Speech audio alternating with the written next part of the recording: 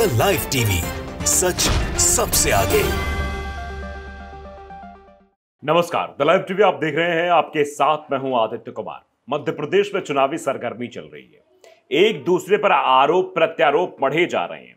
कांग्रेस के नेता बीजेपी को बुरा बता रहे हैं तो बीजेपी के नेता कांग्रेस को बुरा बता रहे हैं। लेकिन कुछ ऐसे भी नेता हैं जो पहले कांग्रेस में थे, अब बीजेपी में आ गए हैं और कांग्रेस की बुराई कर रहे हैं। लेकिन शायद वो भूल जा रहे हैं कि जो वो बोल रहे हैं मंच से, उसके पहले वो क्या कहा करते थे, और जो अब डंके की चोट पर कहते हैं वो बातें पहले भी वो सत्य साबित हो चुकी। यानी झूठ का पुलिंदा भी इस चुनाव में बुना जा रहा है मध्य प्रदेश के।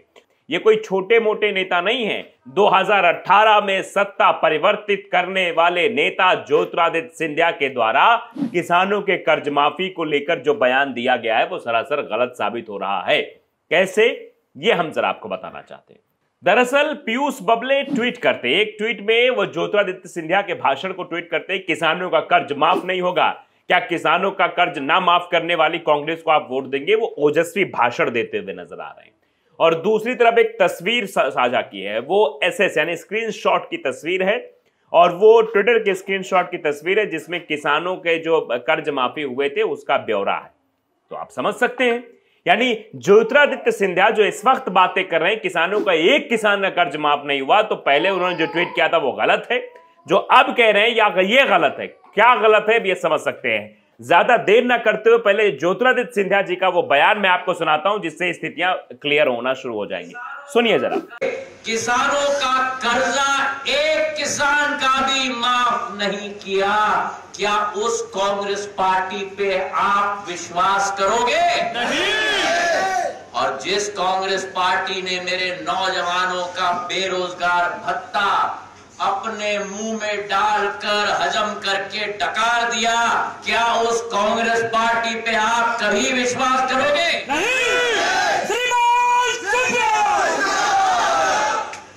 तो दो बातें इंपॉर्टेंट बोली ज्योतिरादित्य सिंधिया ने।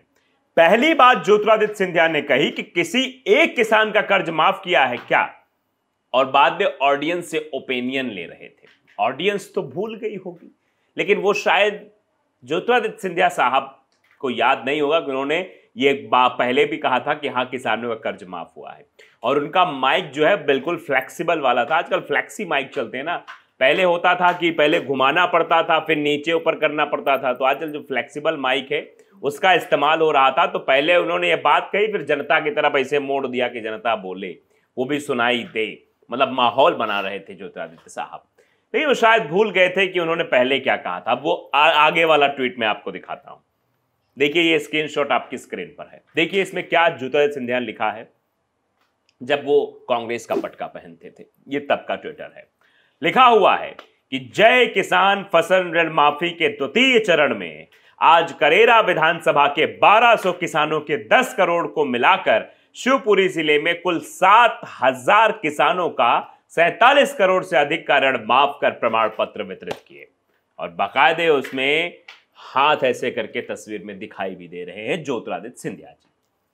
अब ज्योतिरादित्य सिंधिया जी से देश की जनता, प्रदेश की जनता यह सवाल कर रही है कि बताइए सिंधिया जी, आप कह रहे हैं कि एक भी किसान का कर्ज माफ नहीं हुआ है, कांग्रेस की सरकार ने माफ नहीं किया है, तो जरा बताइए, यह आपके द्वारा किया हुआ ट्वीट है।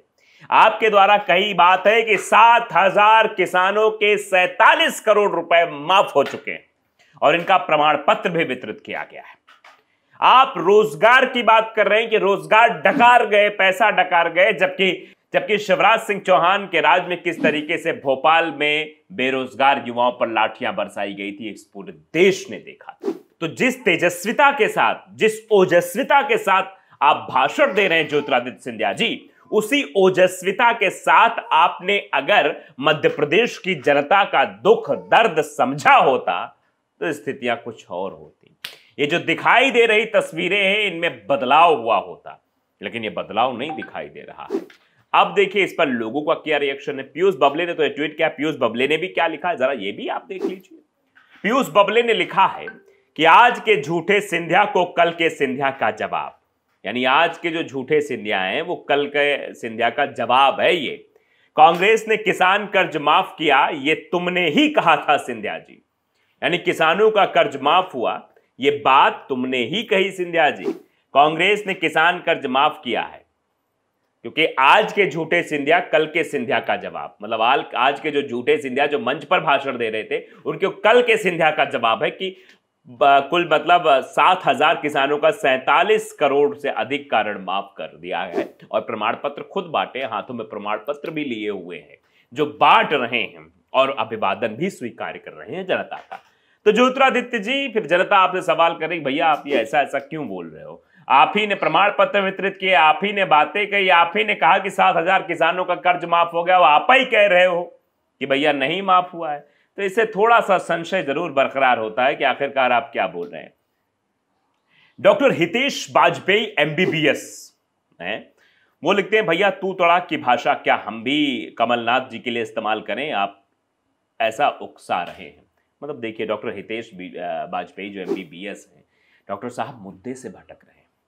डॉक्टर साहब को इस पर रिएक्शन देना चाहिए। हाँ, बात तो ठीक लग रही है कि भैया ज्योतिरादित्य सिंधिया दोहरा चरित्र लेकर काहे चले, लेकिन यहां पर वो मुद्दे से भटक रहे हैं। प्रवीण पांडे लिखते हैं अरे और इसके खानदान को इतिहास से न्याय और नामकरण तो मिल ही चुका है, प्रतीत होता है कि इस पर संगति का भी बुरा असर पड़ा है। एक बदनाम सुदा खानदान के सदस्य के पास खोने को कुछ नहीं होता।